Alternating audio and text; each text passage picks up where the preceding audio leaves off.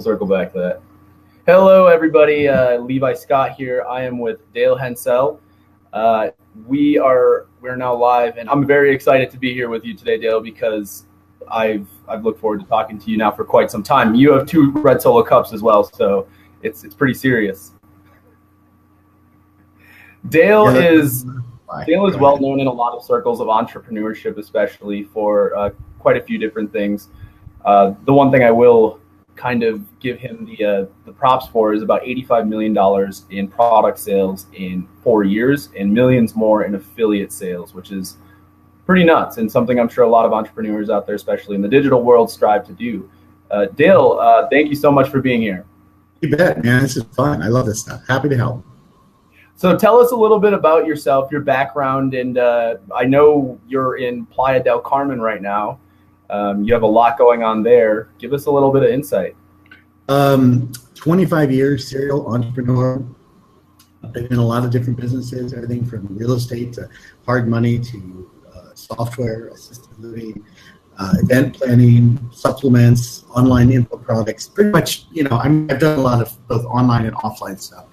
I was doing business back in the day when, my very first business was I was a commercial fisherman in Alaska, and I was down on the bottom of the ocean picking up sea cucumbers underwater, scuba diving. And I'd stuff them in a bag, and then I'd take them up to the surface. We'd go to a place, we'd sell them on the Japanese market. And so that was my very first business. That's amazing. I've never even heard of that before. I was 21 years old making like $1,000 a day. I didn't know, back then we didn't have the internet where you could make $1,000 a day this weekend. No, down there, back in the day, we had to go out, swim out in the ocean, and scuba dive down and make $1,000 a day. Even hard work that way. Oh. But definitely. So after the sea cucumbers, where did you go? What did you do next, and how did you get to where you are now? Well, then I moved back to Idaho, and I started. I was a repo man for a little while, and then I started buying apartment complexes. And then I bought up like 250 apartments in about 2.5 years. Started with no money, no credit, didn't know what the hell I was doing, but I didn't know it was supposed to be hard either. So I just did it, and then somebody said, "Well, you can't do that." And I was like, "Well, maybe you can." I already did. I already have all these apartments. So that was always kind of funny to me, is when people would tell me what I couldn't do while I was in the process of doing it, or I'd just done it. I don't know why. Then I moved to Dallas. I took a company public. I raised a little over $90 million. I ran it for about 5 years as a CEO of a public company in Dallas, Texas. And we were buying up non-performing loans direct from banks. And I was running that from 2002 to 2007, and then sold it off to a hedge fund and left and my thing.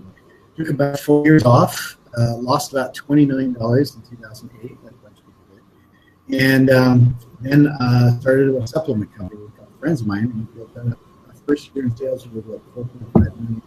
Our next year in sales, we had like 12, and we just kept growing. So by the time I left, we'd sold about $85 million worth of supplements in 4 years. And and we had a lot of people on our list. We sold affiliate products on the back end. We figured out how to stack the funnel. There's 2 ways we need to stack the funnel. Either take our products and use them as loss leaders to get to emails, so we're going to sell affiliate products, or we use affiliate products to pay for them, so that we have to money and then sell our products. So sometimes we sell our products on top first, because if you sell your products, you have a great margin and you can get the emails cheaper, essentially. But they didn't convert as well as some other people's stuff. So sometimes we'd sell our products to get this email list, and then we would start selling affiliate products in the back end, which was better. We would pick the best converting offers and just do that. So it was really cool. So, yeah, okay. I've done a little bit of everything. How's that? Yeah, and you actually have, because like I even said before we got into this, I could ask you about 16,000 questions, and it's pretty seriously, I probably could. And even right now, you're even on the topic of real estate. You're down in Playa del Carmen. You're buying a hotel and a lot of Airbnbs, which is crazy, especially because I think I personally dream of owning a hotel. And look at you, you're doing it. That's awesome. It's not hard. You just got to go ask. I've got another one for sale down here if you want. You come down and buy that one, right? And once you have the emails, if you know how to treat them, if you know how to work the offer, if you know how to make an offer really well, an email list can make you so much money. Nowadays, I'm shifting almost all my focus to Facebook chatbots instead of email lists. And the reason is that it's so much more intimate. It's got such a higher open rate, and it's more connected. Now, Facebook won't let you sell something within like 24 hours or something. I don't care.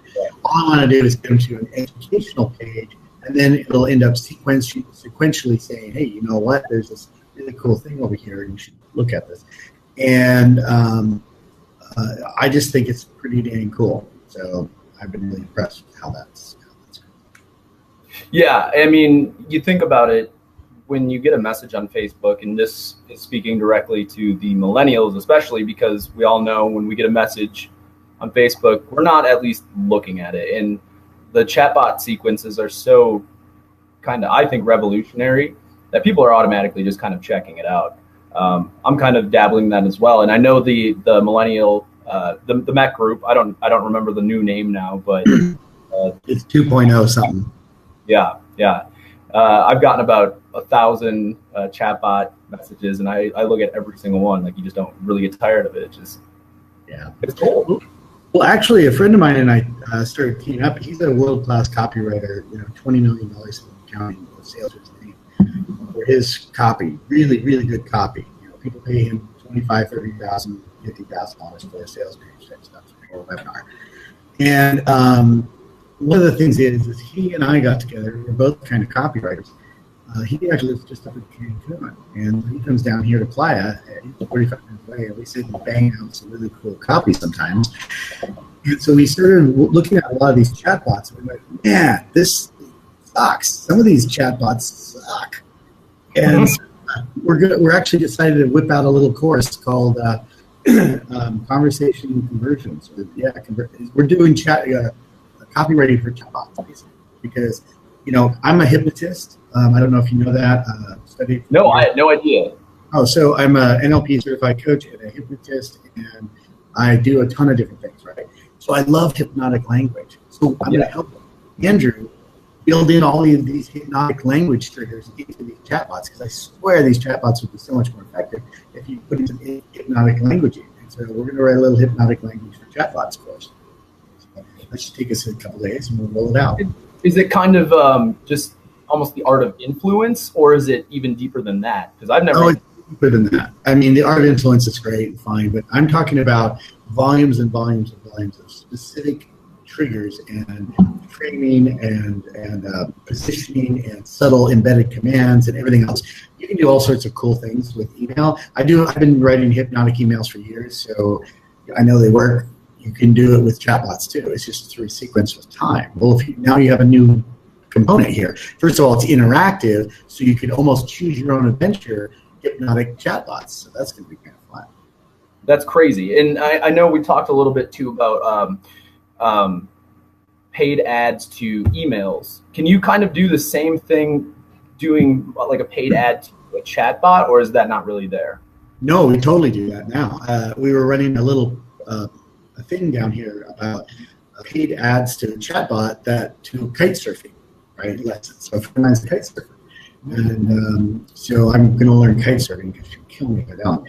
But she basically says, okay, so I helped set this up, and now she's running chatbots. Right?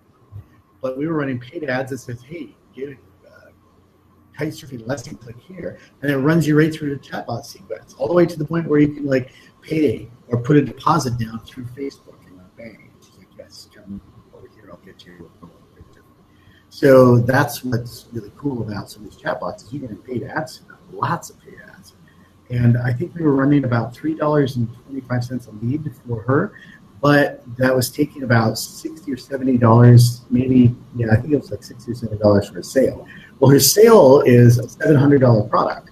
So, right, now she's got this huge chatbot list, and she goes, hey, the cool part about the chatbot is you can target people for a little while, and you say, hey, if you started at this point, I'm going to bug you for like 7 or 8 days, because that's about how long people stay here. It's about 1 to 2 weeks, 7 to 15 days. It's, hey, you want kite surfing? You want kite? Today's the wind's great. You can literally like just bang out today the wind is great, send it out to everyone and go, yeah, I want to learn today. So great, I'm picking you tomorrow. There you go. So it's so much more intimate because it comes from like your Facebook group or page or whatever. It's so much better than an email list, right? Because it's more trustworthy too. When you see the face, you can put the face to the name. You kind of tie those psychological factors together versus an email could just be the Prince of South Africa who's looking for $1 million for. We all know that. So yeah, but paid traffic. We've done as much as $8 million in paid traffic in 1 year on Facebook, right? So that's to give you an idea of the scope of how much we paid traffic for, or how much we paid in traffic. So when generating traffic by paying for it and sending it to either an email or our product or an affiliate product or whatever, and then subsequently, getting all those emails and then selling other things. As long as you understand the 5th grade math that it takes to buy media and get it to an affiliate product or whatever, then to give you an example, I used to run something called CAM, which is cost of acquisition math, right? And I would look at acquiring a customer or email for 44 cents per email, right? So I want 1,000 emails, there you go, it's $4,400. And then I would look to tweak it until I get to about 11 cents per email back every single week in sales, right? So I was just doing that, and so I would get almost all my money back in the first 30 days, but the email was I would look at it about almost $4 worth of value over the year. So I would pay 44 cents and make $4 over 12 months just on affiliate products. And that was really good math. So I could afford to say, hey, I'm going to spend $5,000, and then I'll make for every email I get, I'm going to make $4. So it was just so much easier that way, right? And the $4,000 would end up being worth 44,000.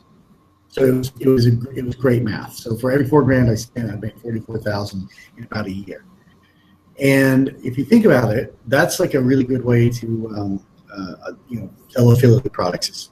You either lead with your own product or lead with an affiliate product, but then use the affiliate products for over and over and over and over and over, taking another bite at the apple, so to speak. So I'm a big fan of that. And I've made really good money with affiliate products. They're just to me, it's just I never look at my products and say, this is all they want. I go, this is just what they're going to start with. And then it's well, now I know who you are. Well, don't you also, because people spend money every day, right? And so I just go, oh, you need this, and oh, you want this, and oh, you want this. So it's kind of cool. Yeah. So what questions do you have for me? I have too many questions for you. And more than just me, if anybody else has any questions, feel free to just drop a comment, because Dale is a absolute knowledge bomb, and he will explode all over you. I've been doing that. Yes. On the topic of the chatbots, we'll talk about that a little bit, because that's definitely interesting, and it continues to come back up. And I know you said that you're kind of developing a course for that right now, correct? Mm-hmm. Yeah, we wrote it out the other day, and take us a little bit to bang it out. I know a lot of people still might not, just kind of your average everyday Facebooker, they still might not know exactly what chatbots are. It definitely seems to be something that's more derivative of kind of our people that we kind of talk to on a regular basis. We're getting more and more into the chatbots, but talk to us about chatbots a little bit more in depth, and how that can be implemented, and even where to find it. Minichat.com or chatfuel.com, both of them are really good. Minichat, it literally took, Arnie was down here for a little bit, and I have an office here, and I had a couple of people that I'm mentoring in the office, and this one girl came, a Kaiserberg girl came to me and said, Dale, I want to learn how to make money online. I don't want to be a Kaiserberg forever. And I was like, all right, well, sit down. And Arnie was there, and he goes, if I were starting from brand new and didn't know anything, I would literally go to minichat.com. I would watch all the videos, all the tutorials, and I would learn how to write chatbots, and I would start a chatbot agency, digital marketing chatbot agency. And she goes, okay. And so she literally sat down and did it, and she's been banging away in the office, and she wrote this killer chatbot for a hotel sequence. Why? Because I'm buying a hotel, and I suggested you hook up with some hotel stuff.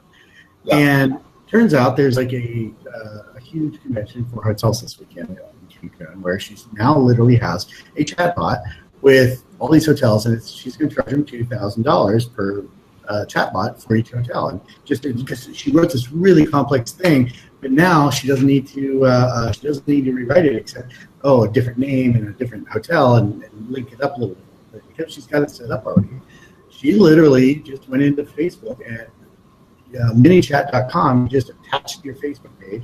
I'm going to be really honest here. I try to stay technologically literate a little bit on some of the stuff. So I just go, oh, cool. We have a digital marketing agency. I don't know how to run Facebook ads. I train media buyers how to do the math and how to write and how to generate rules and write and pick images that are arresting, how to do all these hypnotic tricks. But I don't plug in the ads. I don't run that shit. And so so when you ask me about chatbots, it's kind of funny. I'm like, well, I got two people who do it. Just go, hey, go make me a chatbot and let's throw it over here. And I just know that it's a good marketing angle. I know it's got like an 80 to 90% open rate as opposed to like 10 or 15% on email. I know it's got a much higher reactivating rate. It's just so much easier to warm people back up. It's pretty damn cool, and it'll burn out at some point. But for the next couple of years, it's the thing to happen, right? And automate. How much risk do you think there's?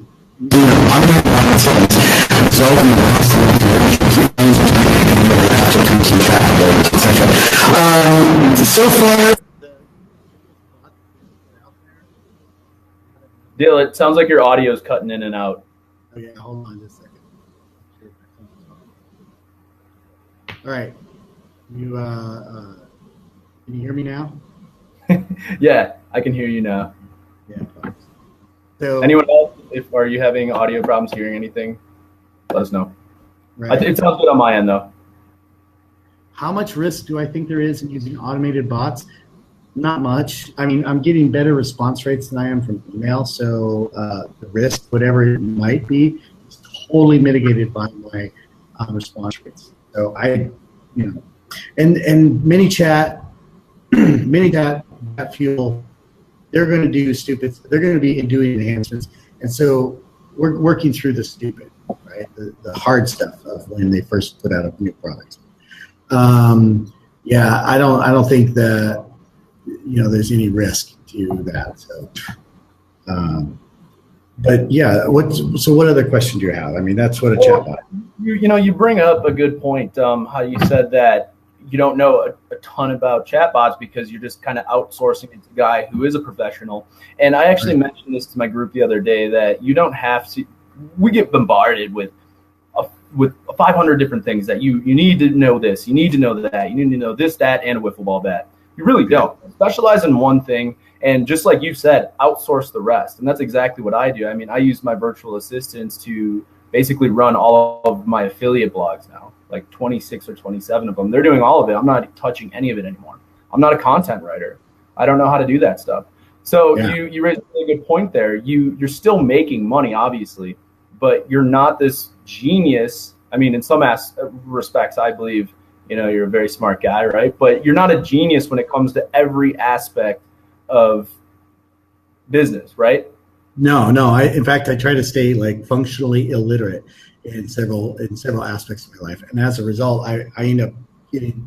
Listen, you only need to understand a few things. You need to understand how money works. You need to understand how people work. You understand those two things, and almost everything else becomes easy or doable. It's just not that tough.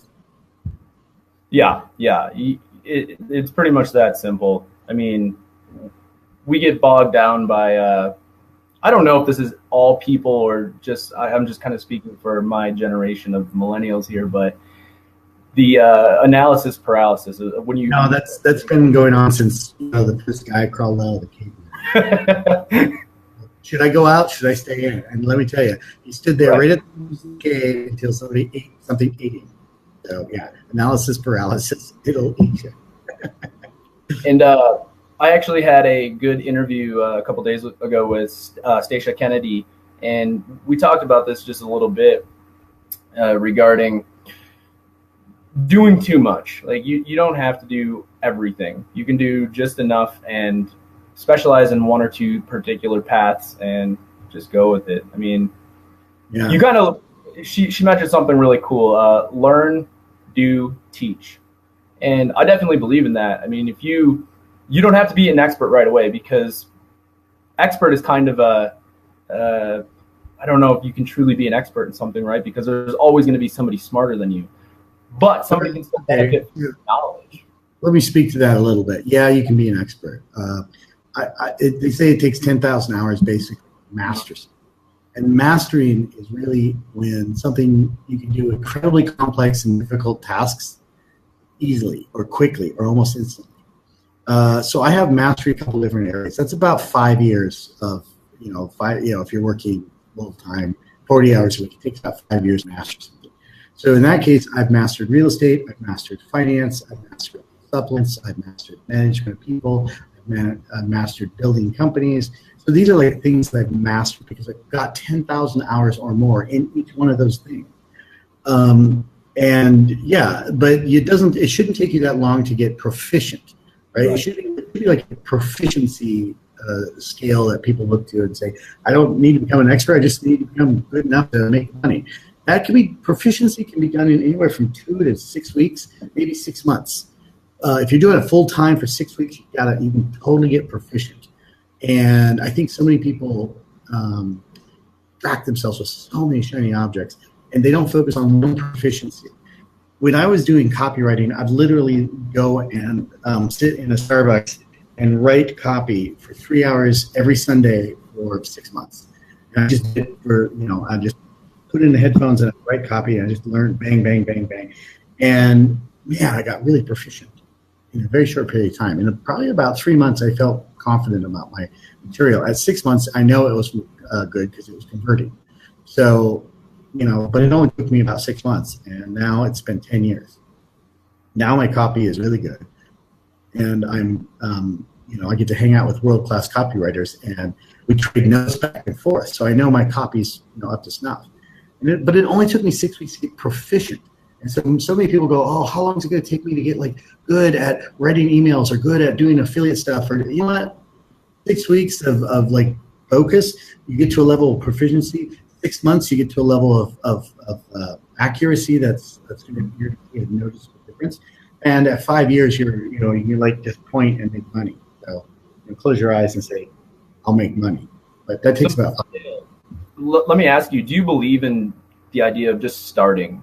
Get good at something, get proficient at it, and take it from there. You don't have to be an expert from day one. Yeah, so that's how I've started every single thing in my life is I started and I just started fucking up really fast. And the reason I'm more successful than most people is I've just failed more than most. That's it. I have got a list of fuck-ups you would not believe. It's like I wake up in the morning I'm going to go fuck up the day. And sure enough, I fucked it up. But I learned. And by the end of the day, I was like, well, I'm less stupid. And, the next day I do the same thing. And then eventually I got less and less stupid until I could go, what? I suck less. And I don't even have to I don't have to be sucking forever. I can do this. So yes, start first, fuck up first, fail faster, get over it. Get over the embarrassment. It only stings a little. And it really is that simple. I think failure is such a fear for so many people that the idea of fucking up or looking less superior in the eyes of their peers, perhaps, it causes, again, the analysis paralysis, or I don't know if that's just pure paralysis or just fear. I don't know.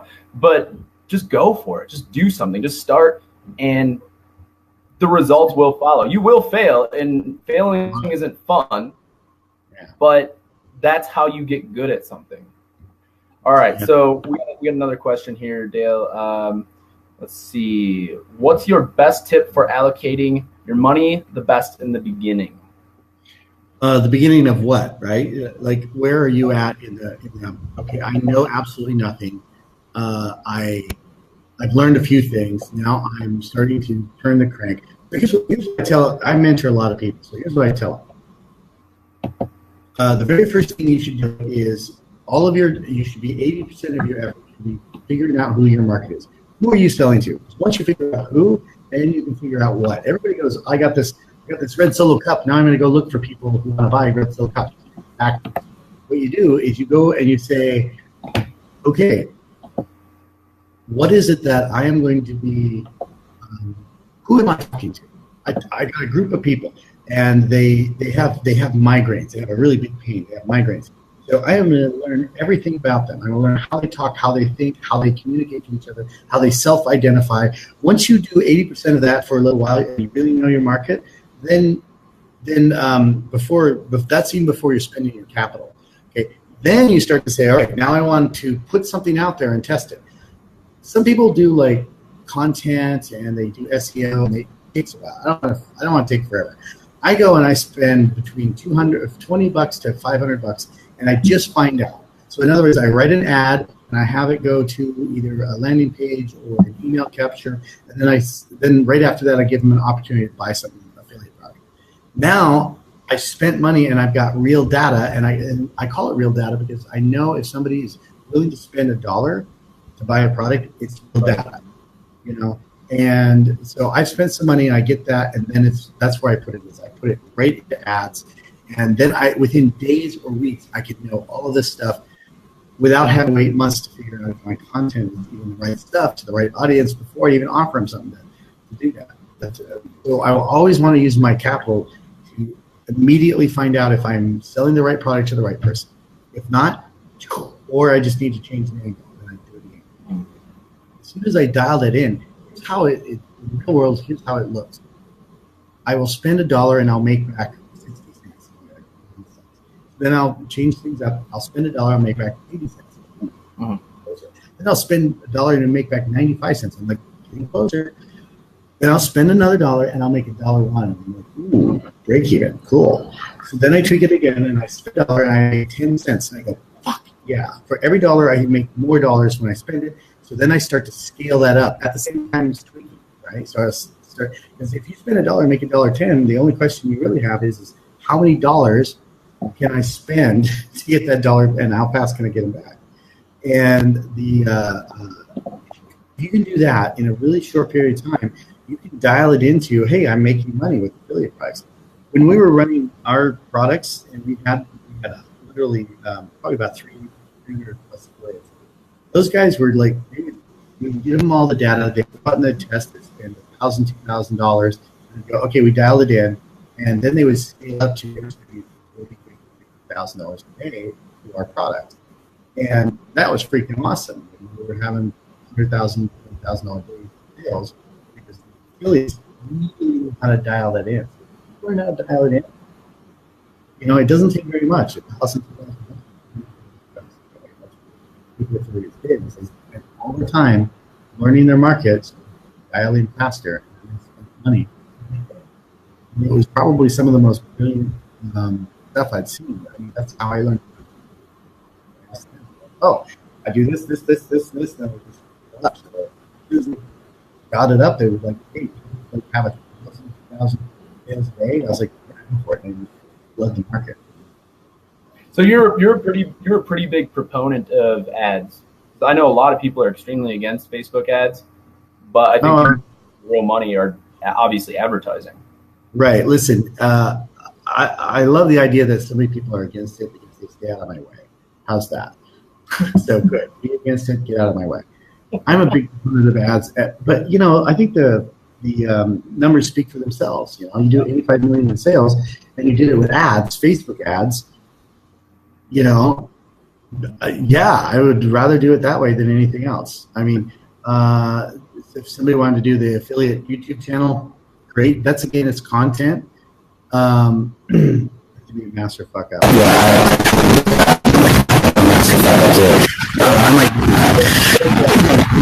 So one of the things that I'm thinking is that I like to use ads instead of faster.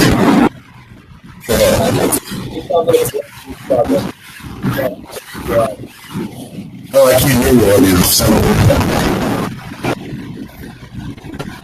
talk for a second.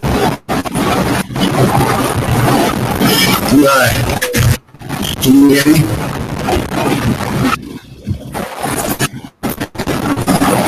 Can you hear me at all? There we go. It's definitely aliens. It's aliens. It's aliens. It's technology. Yeah. Yeah. Okay, we're back now. Yeah, it sounded absolutely disastrous. It was the worst sound I've ever heard in my life. Yeah. All right. Me or you? Or both of us? Whatever was going on there was bad. Okay. Red Solo Cup. Put them up, everybody. Yeah, right. So what else would you like to know? I'm a big proponent of ads. Just do ads. It's faster. I can't make time, but I can always make more money. So I like to learn fast, and ads are the way. Yeah, and again, people don't. For anybody who hasn't ran an ad before, even if you don't know where to start, just go. Again, it's fall on your face a few times, and you'll figure it out as you go. You don't need to be a master of it. There's a course out there for everything nowadays. Go get some information on something pertaining to Facebook ads, and just start running them. You gotta put the time in. You gotta practice a little bit, spend some money. If you think that you can get away with spending $0 and becoming successful at anything, chances are you're not going to. There is no get rich quick scheme that's $0. You got to put some money in somewhere. Let's see here. Sounds like an exorcism on our end. All right, I'm back. Sorry. Yeah, it does sound like an exorcism. Yeah, I lost you for a second there. Yeah. Yep, that's what it sounded like, though. It was terrifying. But back to business. Can you hear me now? Can hear you quite well, sir. All right. So, what's your next question? I'll be happy to answer as many questions as you have. Yeah. Anybody else? Drop some questions. I have a question quick for you. All right. The CAF, the CAF, cost of acquisition formula. What the hell is that? So, it's fifth grade math, and I'm so sorry. Fifth grade math. Yeah. Right. And a lot of people get afraid of that fifth grade math. So here's how I work it. It's the total cost that you spend to acquire a customer, right? And it's the math. Actually, I have a video on it and that explains it pretty well, and a spreadsheet. So one of the things is that if you spend $1, you want to know how much does it cost you to acquire a customer, right? If I spend $1,000 and I get 300 customers or 300 emails, it costs me like roughly $3.30 an email to acquire it, right? And then I want to know what's the cost lifetime value of that customer. And some people do their lifetime value really, really short. They're like, it's 30 days. Now, some people say 4 months. I like to go 12 months. So I like to know what I can do with my 12 months with that same audience. If I offer them something over and over and over, will they buy? Well, the way I write and the way I add content and then add other stuff, yes, they will. And instead of going back to the, a friend of mine called it like the grocery store, crazy grocery store run. It's like you run back to the grocery store to buy Facebook, get them on your email list, and then you'll sell them one product, and then you go back to the store. And he's like, it's like driving to the store and buying an apple, driving home, and then taking one bite of it, tossing the rest of the apple, and going back and doing it again. It's a terrible model. And I agree. When you get that list, if you really, really communicate with the list, man, that could make so much money. A friend of mine just made, Andrew, he made like $30,000 off of a 280-person fucking list. 280 people, right? Yeah. So that gives you an idea of his level of copywriting. So many people like just want to go through lots and lots of numbers, but if you take the time and you really like massage those people and those emails and those chatbots and those communication points to the point where somebody goes, oh, hell yeah, you're going to find that these people are going to be so much more valuable, like 3 or 4 or 5. If you've got the 5 times the amount of sales out of the same list, You'll be okay buying less. You'll be okay buying the traffic because you get so much money out of this person. But everybody's in the... So that's what I try to do when I'm doing building that. The CAF, really kind of helps me focus cost acquisition focus on what I need to do. Every action has a mathematical reaction, and action and mathematical reaction, and picture for the... that math constantly to say, oh, I should be doing more of this and less of that. Does that make sense? Yeah, that absolutely does. And I think especially the bot doing the bot sequencing now, I definitely get that. And then just to speak to the need of good copyright for anybody out there who doesn't understand copyright or the importance of it. Here's a good example of how dire it is. So I recently, actually Rachel S. Lee turned me on to kind of the need for pushing your email list, because I really wasn't. For a very long time now, I've done nothing but pushing affiliate products through niche blogs. And that's a reason I really love these interviews, because I get like these little bits of information and I feel like I'm becoming like this knowledge base. Yeah, you are. So, but with that, here's the thing about the copyrights. So I created this sequence of just absolute garbage copy that I thought was good, but you know what? It's not on the level of you, or it's not on the level of somebody who's like a copyright master. And I had just a horrible unsubscribe rate. I wasn't getting any sales through my email list. It was terrible. So you got to put the work in where it counts. Yeah, I actually do work sessions with some people where I will sit and write a series of emails with them. And we'll literally get on a Google Doc together and I'll have them write their stuff, and then I'll be like, okay. And then I'll go through and eliminate most of their stuff and rewrite it. But I do it so that they can learn, right? And it's I write using a what do you call it? I write using a very simple formula. It's called Hell Island, Heaven Island, Boat, Shark. That's simple, right? And my emails run from 150 to 250 words. They're small, but I can hit all four of those: Hell Island, Heaven Island, Boat, Shark. And it only takes me a few minutes to bang one out, and once you get it really good, you can just hit it, and people go, "Oh God, that's right!" And they just hand you cash. Awesome. Have you used lead generation software such as SalesGenie? So we bought media in dozens of different markets: RTB, real-time buying, Facebook ads, Google. We bought CPM, CPA. We paid for so. Not so much a sales genie per se, but pay per impression, also known as CPM. I spent $1 million. Dale, you're cutting out a little bit. Okay, well, it's the lovely. All right, can you hear me now? No, it got worse.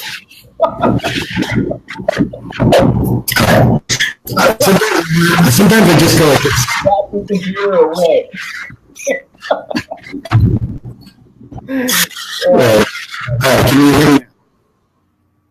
Try again.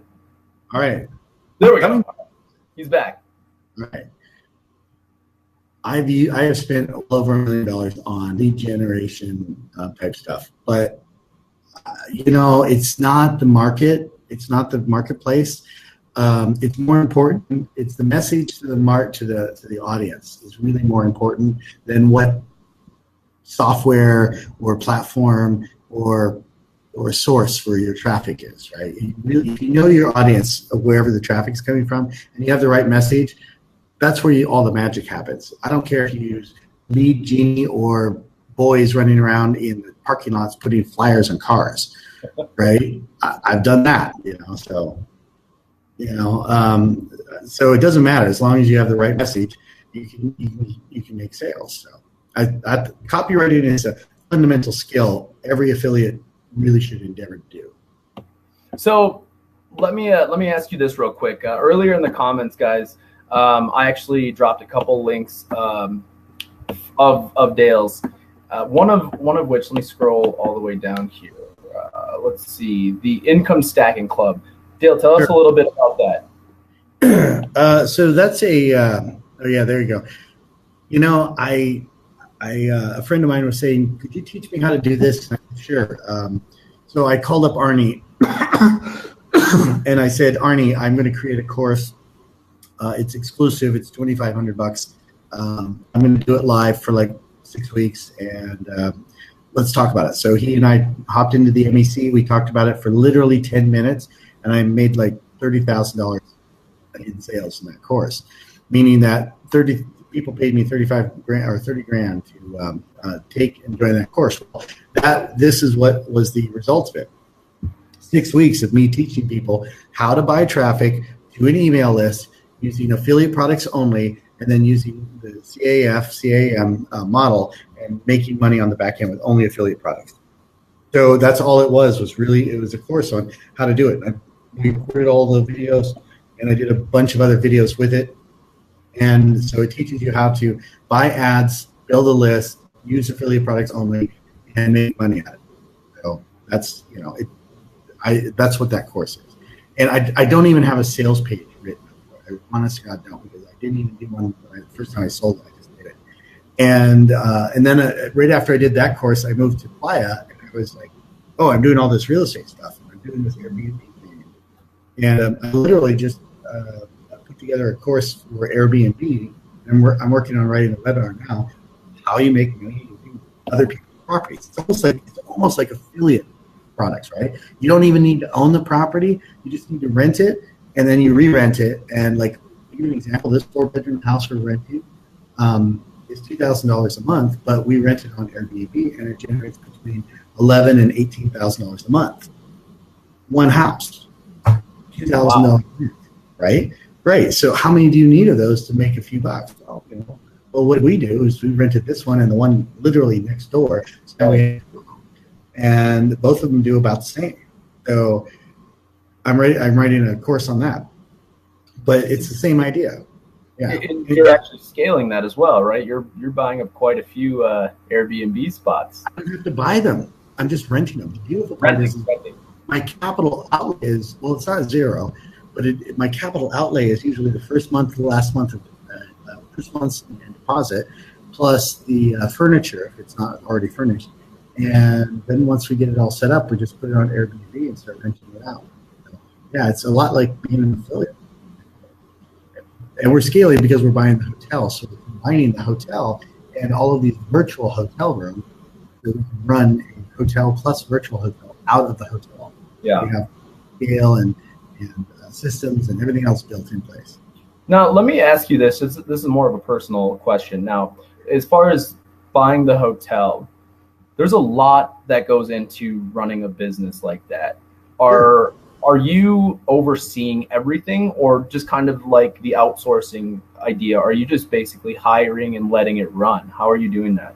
I am literally I'm bringing people who are experts at opening and running hotels, because I'm a real estate transaction experience guy. Right? So I'm much better finding the deal, putting the deal together, getting all the money in the right place, piling it up, and getting it done, than I am at, let me run every single thing every day. No, I'm not that guy. Right. I hire, so I'm the deal guy. So I don't have to do it. It's just like I don't have to have the best product. I just need to know who has good affiliate products that I want to give to my marketplace or my audience. Right. That kind of brings up something that I wanted to talk about a little bit as well. Is we all kind of go where naturally we're attracted to where the money is being made, right? So we see all these people who are making money with, or they were making money with the cryptocurrency. And then we saw people who are making money with ClickFunnels, right? That's like a daily thing. Everybody is making money with ClickFunnels. But I think what people forget, especially about affiliate marketing, is affiliate marketing isn't ClickFunnels. Affiliate marketing is anything. Affiliate marketing is broad as fuck, right? So you believe that, just like you said something earlier that I really liked. Oh, a lot of people are against Facebook ads. That's awesome. More for me, right? Do you believe that people should kind of gravitate towards ClickFunnels, or do you believe people should gravitate towards what? Well, in what context, right? Gravitate towards what in what context? Affiliate marketing. Well, or okay. Listen. ClickFunnels is a tool, right? It's like a wrench. And if you're trying to sell something and you need a wrench to build a platform to sell it on, it's a great tool. If are you asking, should you be a ClickFunnels affiliate? all right, maybe, but you got a lot of competition. I mean, if you can come up with a good story about ClickFunnels, saving your life and your aunt's life and your dog and everything else, then you could be a great affiliate. But even if you're a crappy one, you could still make money with ClickFunnels. So are you suggesting ClickFunnels as an affiliate or as a tool? Because I use it as a tool, right? Right. And here's another thing is I love ClickFunnels, but I do not subscribe to the Church of ClickFunnels because I swear to God, it has become a freaking religion. And I'm just like, everything needs ClickFunnels. And I was telling Arnie this the other day. I says, listen, you can only stack up shit so high before it falls over because, if you have a shitty product and a shitty process and a shitty copy, then I don't give a fuck how nice the tool is you're using, the wrench. It's not going to solve your problem. And the Church of ClickFunnels says everything needs a ClickFunnel. Great marketing, brilliant marketing. However, it's it's not the end all be all. It's not the best tool. It's not the only tool. And if you have shitty products, shitty copy, you're going to have a shitty time with that. So that's just me. So I like what you said. You didn't subscribe to the Church of ClickFunnels. That's really prevented me from really diving into even just the affiliate realm extremely as deep as some people go with it, because I know there's money to be made in ClickFunnels. I guess the point or the question I was getting to there was, does it need to be ClickFunnels? If you want to make money online, can you go other places? Can you make money with other affiliate products? Because we all kind of at this point, especially the new guys, think ClickFunnels is the only way to go, and I always tell them, no, you don't have to do that. No, I mean, you want to hear something really painful, is the $85 million of products we sold online were done with straight HTML pages, no fucking ClickFunnels, nothing. We did create a funnel, but they were straight HTML. We had them coded up. We just, we used a billing engine in the back end. Went through it all. Yeah, more like a cult. I said, that's why I call it the Church of ClickFunnels. I'm like, really? Guys, gotta have a funnel. So the first two pieces of advice I hear all the time is you should brand yourself and or you should have a brand and you should have ClickFunnels. And I'm going, well, you don't do a brand until you know what the fuck you're selling or what the fuck you stand for. And no. Yeah, if you want to brand something, yes, absolutely. If you know where you're going with it, you're going to go big, yeah. And the other one is the ClickFunnels thing. It's just like, no, not everything needs a fucking ClickFunnel. If you want to sell hairpins on Amazon, you do not need a ClickFunnel. So you want to sell your shitty course, you do not need ClickFunnels. It's useful. I mean, I say that don't join the Church of ClickFunnels, but I have literally a ClickFunnels account with 90 fucking funnels in it. And that's fine. My team does that. I don't. They use the tool. I don't. Yeah. And it is an awesome tool, and thank God, Rachel, you turned me on to it, because even just the backpack feature that they have with their affiliate thing that they created, it's pretty awesome. And I'm actually creating a software that is kind of similar in a couple different ways. So that's pretty cool, because it's kind of just a social proof that it works. Yeah. But and by the way, anybody who has heard Dale say a couple times, you've mentioned Arn. Arn is he's the owner, correct? Like sole owner of the Millennial Entrepreneur Group. Yeah, I just call it MEC. I don't even remember the whole name of it. But it's an awesome group to check out. It's one of probably my favorite groups I've ever been a part of. It's weird. It's like an actual community that's, I don't know, it's my definition of what an online community should be. And I'm sure, Dale, you played a part in kind of the creation at some level of it. Well, I got in there when he had less than 1,000 people in there. And I've personally been mentoring Arnie for a while. So, but he and I have a couple projects together. We have the secret project together. We have the hotel project together. And he calls me up and he's like, lately I've been doing CEO training. came down to Playa del Carmen one time a little while ago, and we were walking around, and he says, and I was telling him a little bit about being a manager versus being a CEO. And I pointed out to him, I says, listen, you're just like a burger flipper. You just flip more burgers than more people than most, but you just flip lots of burgers. But you're still just a burger flipper. You're not a CEO. He says, well, I don't see the difference between a manager and a CEO. And I said, I do. I've trained 12 CEOs. Let me fucking get you started down the right path. So we have this, and we walk, right? Playa del Carmen's a really small city, and you walk everywhere. Yeah. And we literally did 5 laps that night of the entire fucking city, just walking and talking, because we were so like caught up in the what the hell is a CEO conversation, and it was awesome. But so yeah, Arnie's a good friend. I want to see him do really well. I take his best every now and then. I'm happy to help mentor him, because he just gets shit done. I go, you know what, you should do this. He go out and he does it, and he comes back and says, holy shit, it worked. So yes, Arnie did his thing. I just helped Arnie do his mental thing, which is the most important part. You don't get that right, it sucks. I've been a big fan of his as well since I joined that group, because I found it maybe a year ago, and at the time I think it was 35,000 members, something like that, but it was still a lot. It was still substantial, and I was like, who the hell is he? I just see this group. I thought maybe he just got lucky and he started a group with a cool name. And, the more time's gone on, there's been a lot of kind of the behind the scenes stuff that I've really learned. Like, wow, this guy knows his shit. And more time went on, and I figured out that he's a hustler. He's an entrepreneur.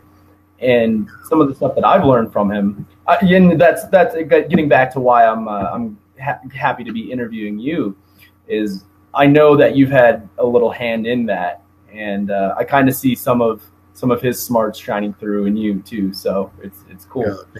Yeah. So yeah. Well, I don't know if you noticed this, but the MEC has a category now. Those tags, topics. We made one whole category just for me. Yeah. Called, I just categorized you the other day in that one. And I'll hashtag it again. Shit Dale says. It's pretty funny. So I go in there and I'll like rant on something, and he's like, shit Dale says. Puts it in there. Yeah, it's legit. Yeah. It was here's a really funny story. He and I were sitting around, and I was getting ready to go on a rant, and he goes and grabs his phone, and he's like, and he sets it over here, and I go on this rant, and I'm talking about shit, and I go for like an hour. And he goes, and I go, what'd you do? He says, I just developed the entire content for this month's 7-figure diaries. Which is great. I love it. And every now and then I get these random people, dude, I heard you in 7-figure diaries and blah, blah. Not that rant I was going on. All right. So it's great. Where did that come from? Is that pretty much it? Just what? The shit Dale says. Is that just the long and short of it? Like, here's an evidence of mastery. What I do is I am really good at simplifying complex ideas down to simple. And so I will take a story and I'll make it so simple that it's just like, oh, I could have had a VA. Just a head-slapping story in just a few sentences. And so they're like little brain gasms. And so, Arnie and a couple of the people used to just say, man, what did Dale just say? Shit Dale says, man, this other company, it's just like gold. And so that's how it started. It's like the shit Dale says is gold, and then it just shortened down to the shit Dale says. That's how that came. Hey, I got a question for you. Did you ever read the book, Russell Brunson's book, Expert Secrets? No, I glanced through it, but I looked at it and I was like, I could have written it. It was good. No, I was like, yeah, okay. Well, that's why I bring that up, because I hear so many similarities, especially on the topic of the copyright and creating meaningful stories. Mm-hmm. Did you get through any of that area of that book where he kind of talks about his art? Okay, so here's something you have to understand. I spent like 7 years studying NLP, metaphor building, isomorphic metaphors, hypnotic language, all sorts of really cool linguistic structures. And I can get up ad hoc in front of a crowd of people and begin telling a story and put a nested loop in it and another nested loop in it, another one in it, and then 3 or 4 nested loops later, close it all back up at the very beginning. And so I have an alpha and omega with multiple little stories inside of it, and tailor it to the crowd and what they need to hear, and give it to them like a little gift. I have done that for years and years, and I've done it really well. So when I saw the expert secrets and everything, I was like, you should do this and tell stories like this. And I'm like, dude, I've been doing that for 17 years. So by the time he came out with it, I was like, well, what he'd done is he'd gotten a lot of good information and was able to compress it very well. So, well done. I mean, the book was really well done. It's like all of the marketing secrets and business secrets that all of us have known, a lot of us know. Somebody wrote it in the one book. Like, yeah, good. Are you going to hit on any of that in your course that you have here, or are you developing? I know you said you're developing another course. The other course is mostly about. You got me in a nested loop where I think I want to buy the course. Yeah, so I'll make you a deal. And yeah, so part of it is in there. I teach people how to write their emails in a really, really specific way, and I walk through that. And I also, there's nested loops inside of there. I do teach nested loops a little bit. Mostly, I teach nested loops in person. So that means Kapaya. And I'll teach you how to build isomorphic metaphors in nested loops. And there's some really cool hypnotic stuff. Just have it covers. And when you can do that, when I read Russell's book, I was like, well, this is a really good, culmination of a lot of stuff that I've been doing and a lot of people have been doing for years. So good on him for finally doing that. And he did it in a way that was really, really simplified for the masses. I was brilliant. I've seen the same stuff written in 4 or 5 different books, but they were like so fucking highbrow. Like, when you take an isomorphic metaphor and you string out, fuck you, man. Let me tell you how to do it. You take a burlap bag and you paint it pink, and you call it a person, and then you let the person walk around inside the burlap bag in a very colorful world. Wow. Yeah, that's my isomorphic metaphor. Just people I can get it. Red Solo cups up, everyone. Yeah. So, what other questions do you have? I know you have you had so many when you first hopped on. Yeah. Well, I think we're pushing an hour now. I'll wrap it up here pretty quick. Okay. I guess the last question would be, or not even so much a question. I guess it would be, what advice, or not a question. It is a question, but an answer on your own. Okay. What advice would you have for any of the entrepreneurs and affiliates in the group as far as affiliate marketing goes? Because we're obviously an affiliate marketing group. Mm-hmm. What advice do you have for the especially the new affiliate entrepreneurs out there? I think we really hit on some good stuff, especially just going for it and not being afraid to fall on your face. I thought that was excellent advice. But just to wrap it up, what do you have? So here's what I tell almost everybody is, you want to learn to sell something, go walk out the door, get out of the office, get off the computer, and go try to sell something to somebody. Excuse me. Let me give you an example. You're going to, you want to sell like a weight loss product, right? Go ask any girl and say, what are all the weight loss tricks you've ever tried? And what are the funnest ones? What are the worst ones? And what are the ones that you absolutely bought because you thought they would work? And they will tell you. And so when you get those conversations out of people, you are going to be so much better at being able to write the copy or write the ad or something, get people onto the list, get people to pick the affiliate product and buy. So if you can just practice real world sales just a little bit, asking really good questions, everything else becomes easier because people will literally tell you how to sell them.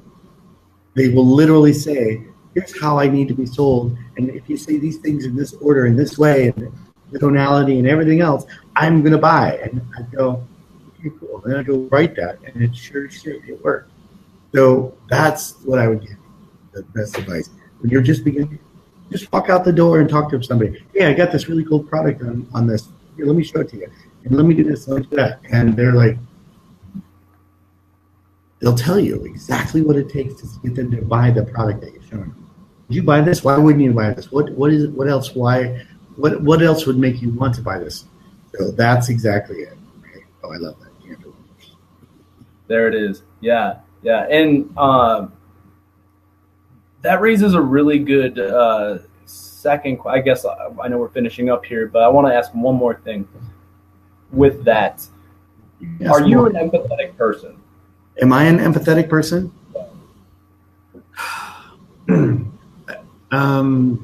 Define it, and I will answer it. So, the problem I see with a lot of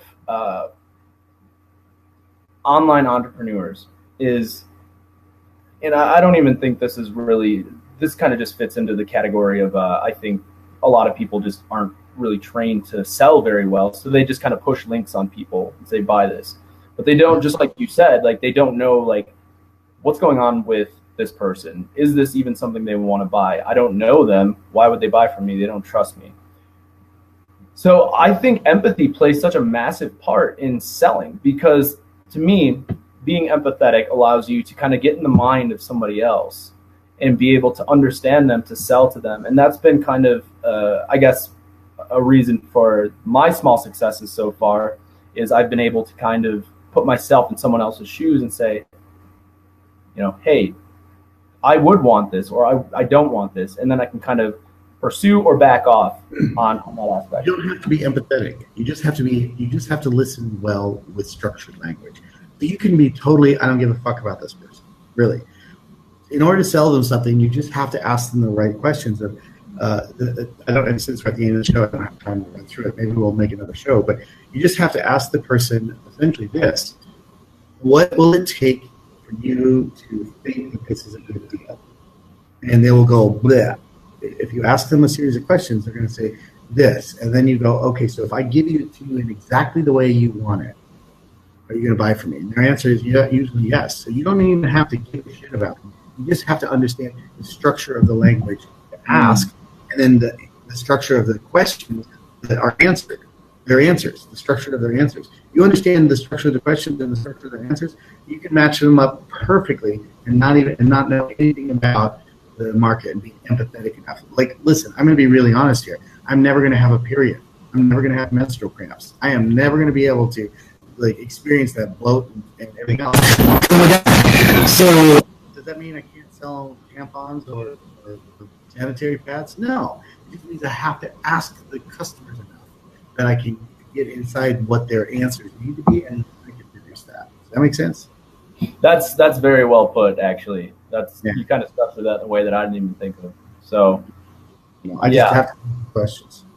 Ask questions, and then I can sell anything.